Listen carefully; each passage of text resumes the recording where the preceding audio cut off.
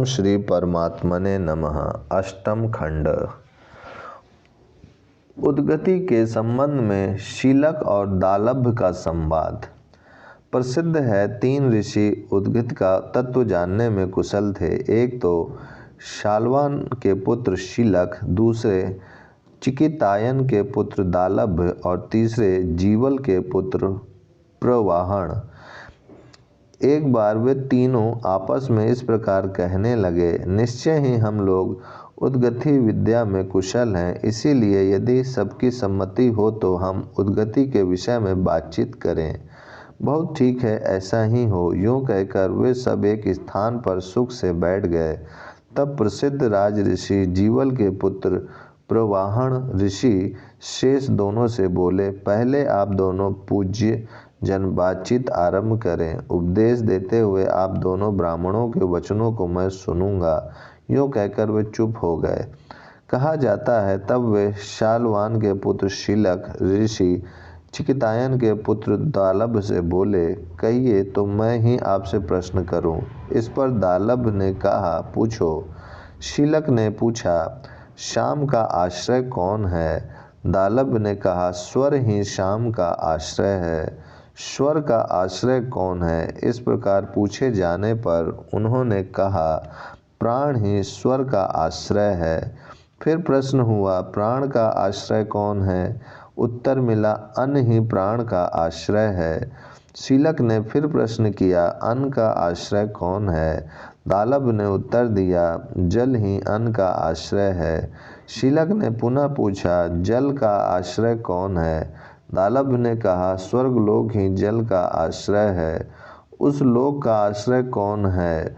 शीलक पूछते ही गए। इस पर दालभ बोले, स्वर्गलोक से आगे नहीं जाना चाहिए, उसके परे की बात नहीं पूछनी चाहिए। हम स्वर्गलोक में ही शाम की पूर्णतया स्थिति मानते हैं, क्योंकि शाम को स्वर्गलोक कहकर ही उसकी स्तुति की जाती है। चिकितायन पुत्र दालभ से शाल्वान के पुत्र सुप्रसिद्ध शीलक ऋषि ने कहा, दालभ, तुम्हारा बताया हुआ शाम निसंदेह प्रतिष्ठाहीन है। अर्थात तुमने जो शाम का अंतिम आश्रय स्वर्ग बताया वह ठीक नहीं है। स्वर्ग का भी कोई और आश्रय अवश्य होना चाहिए। यदि कोई शाम के तत्व को जानने वाला विद्वान तुम्हारे इस अधूरे उत्तर पर झुंझलाकर तुम्हें यह कह दे कि तुम्हारा सिर गिर जाएगा, तो उसके यूँ कहते हैं तुम्हारा सिर गिर पड़ेगा, यह निश्चय समझो। दालभ ने कहा, क्यों मैं शाम का तत्व श्रीमान से जान सकता हूँ? शीलक ने कहा, हाँ जानो। तब दालभ ने पूछा, स्वर्गलोक का आधार कौन है? यह मनुष्यलोक ही उसका आधार है। शीलक ने स्पष्ट उत्तर दिया। मनुष्य लोक का आधार कौन है? दालभ का अगला प्रश्न था। इस पर शीलक बोले, जो सबकी प्रतिष्ठा है उस लोक से आगे प्रश्न नहीं करना चाहिए। सबकी प्रतिष्ठा रूप मनुष्य लोक में ही हम शाम की भली भांति स्थिति मानते हैं, क्योंकि शाम को सबकी प्रतिष्ठा रूप पृथ्वी कहकर ही उसकी स्तुति की जाती है। जब जीवल पुत्र प्रवाहण ने शीलक से कहा, शाल्वान के पुत्र शीलक, तुम्हारा समझा हुआ शाम भी निसंदेह अंत वाला ही है। अतः यदि ऐसी स्थिति में कोई शाम के तत्व को जानने वाला पुरुष तुम्हें शाप दे दे कि तुम्हारा सिर गिर जाएगा, तो उसके यूँ कहते ही तुम्हारा सिर गिर सकता है। इस पर शीलक ने कहा, क्या मैं इस रहस्य को श्रीमान से जान सकता हूँ? प्रवाहण ने उत्तर दिया, जान लो। नवम खंड। उद्गति के संबंध में शीलक और प्रवाहण का संवाद। शीलक ने प्रवाहण से पूछा, इस मनुष्य लोक का आश्रय कौन है? इस पर प्रवाहण ने उत्तर दिया, आकाश अर्थात सर्वत्र प्रकाशित परमात्मा ही इसके आश्रय हैं। निसंदेह ये समस्त जीव आकाश से ही उत्पन्न होते हैं और आकाश में ही विलीन होते हैं, क्योंकि आकाश ही इन सब से बड़ा है और आकाश ही सबका परम आश्रय है। वे आकाश स्वरूप परमात्मा ही बड़े से बड़े और गाने योग उद्गत हैं। वे सर्वथा असीम हैं। जो कोई उपासक इस प्रकार समझकर इस बड़े से बड़े उद्गति रूप परमेश्वर की उपासना करता है, उसका जीवन निसंदेह ऊंचे से ऊंचा हो जाता है और वह निश्चय ही बड़े से बड़े लोगों को जीत लेता है, प्राप्त कर लेता है। एक बार शुनक के पुत्र अतिध्वन्वा नामक ऋषि ने उदर शांडिल्य नाम के ऋषि को इस ऊपर बताए हुए उद्गति का रहस्य बताकर कहा था, तेरी संतानों में लोग जब तक इस उद्गति को जानते रहेंगे तब तक इस लोक में उनका जीवन इन सब साधारण मनुष्यों से अवश्य ही अत्यंत श्रेष्ठ बना रहेगा तथा मरने के बाद उन्हें उस लोक में परलोक में उत्तम स्थान मिलेगा।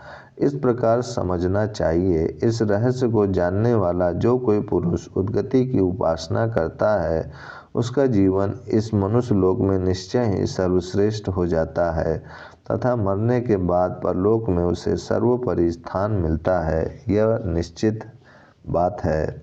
10वां खंड उस स्थिति का आख्यान।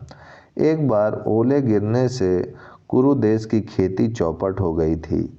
उन दिनों चक्र मुनि के पुत्र उशिष्ट ऋषि अपनी धर्मपत्नी आटिकी के साथ, जिसने अभी युवावस्था में प्रवेश नहीं किया था, बड़ी दीन अवस्था में पराश्रित होकर किसी हाथी वनों के गांव में रहते थे। एक दिन अन्न के लिए भीख मांगते हुए उशिष्ट ने अत्यंत निकृष्ट कोटि के उड़द खाते हुए एक महावत से याचना की। उन प्रसिद्ध मुनि से हाथीवान इस प्रकार बोला कि जितने और जो उड़द में मेरे इस पात्र में रखे हैं, उनके सिवा और उड़द मेरे पास नहीं है।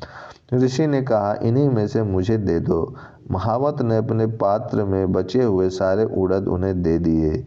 महावत बोला, उड़द खाकर जल भी पी लीजिए। इस पर ऋषि ने उत्तर दिया, नहीं, ऐसा करने पर मेरे द्वारा तुम्हारा जूठा जल पिया जाएगा। क्या ये उड़द भी जूठे नहीं हैं? महावत के यूं पूछने पर उन प्रसिद्ध ऋषि ने उत्तर दिया, अवश्य ही इन उड़दों को न खाने पर मैं जीवित न रहता, पर पीने का जल तो मुझे यथेष्ट मिल जाता है। उस्ती ऋषि खाने से बचे हुए उड़दों को अपनी पत्नी के लिए ले आए। उसने पहले ही अच्छी भिक्षा पा ली थी, इसीलिए उसने उन उड़दों को अपने पति से लेकर रख दिया। दूसरे दिन प्रातःकाल शैया त्याग करते समय उशिष्ट ने कहा, हाय, यदि हमें थोड़ा सा भी अन्न मिल जाता तो हम कुछ धन कमा लाते। अमुक राजा यज्ञ करने वाला है, वह मुझे ऋतुजों के सभी प्रकार के कार्यों के लिए वर्ण कर लेगा। ऋषि से उनकी पत्नी ने कहा, स्वामिन, लीजिए, कल जो उड़द आप मुझे दे गए थे वे ही मेरे पास बचे हुए हैं, बस उन्हें खाकर उशिष्ट उस विशाल यज्ञ में चले गए। उस यज्ञ में पहुंचकर जहां उद्गाता लोग स्तुति करते हैं, उस स्थान पर स्तुति करने के लिए उगत, उद्गाता आदि ऋतुजों के समीप बैठ गए। फिर उन्होंने स्तुति करने वाले प्रस्तोता ऋत्विक से कहा, प्रस्तोता, जिस देवता का प्रस्ताव से संबंध है, अर्थात जिनकी तुम स्तुति करने जा रहे हो, उसे बिना जाने यदि तुम स्तुति करोगे तो याद रखना तुम्हारा मस्तक गिर जाएगा। इसी प्रकार उन्होंने उद्गाता से कहा, उद्गाता, जिस देवता का उद्गति से संबंध है, अर्थात जिसका तुम उद्गति द्वारा गान करते जा रहे हो, उसे बिना जाने यदि तुम उद्गान करोगे तो निश्चय समझो तुम्हारा मस्तक गिर पड़ेगा। तदंतर उन्होंने प्रतिहार्थ से कहा, प्रतिहर्ता, जिस देवता का प्रतिहार से संबंध है, उसे न जानते हुए यदि तुम प्रतिहा क्रिया करोगे तो समझ लो कि तुम्हारा सिर तुम्हारी गर्दन पर नहीं रहेगा। इस प्रकार वे सब ऋत्विक अपने अपने कार्य से उपरत होकर चुपचाप बैठ गए। ओम शांति शांति शांति।